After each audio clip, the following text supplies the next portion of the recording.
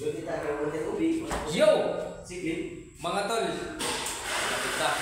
So, manaman na sa kuhan mga tol. So, proper execution of Russian push-up. So, kung itudlo na po sa inyo mga tol is how to properly execute a Mike Tyson push-up. So, yung tinitira niyan mga tol, yung shoulder natin. Yung sa Mike Tyson push-up. Then, dito din sa ano natin sa legs natin, no? So ganito yung proper execution yan mga tol. So ganun pa rin yung tamang distansya. So wag masyadong light yung ano natin, yung kamay natin.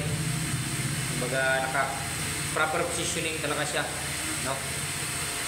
Then spread yung paa, dapat spread. Yun, naka-spread dapat yung paa. Then, nakaganyan yung kurwada mo. So, para din siyang sa position. Kaya lang naka-spread yung dalawang paa. Then, down. Down. Balik sa taas. Then, down. Balik. Yun. So, ganito. 1 2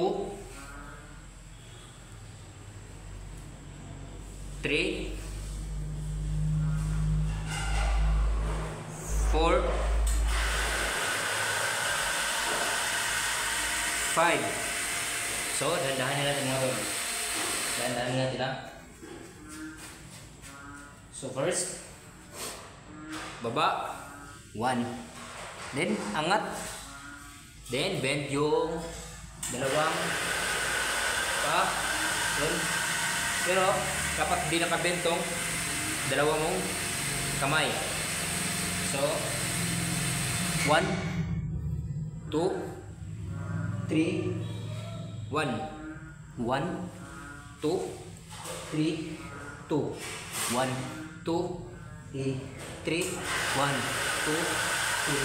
4 1 2 3 5.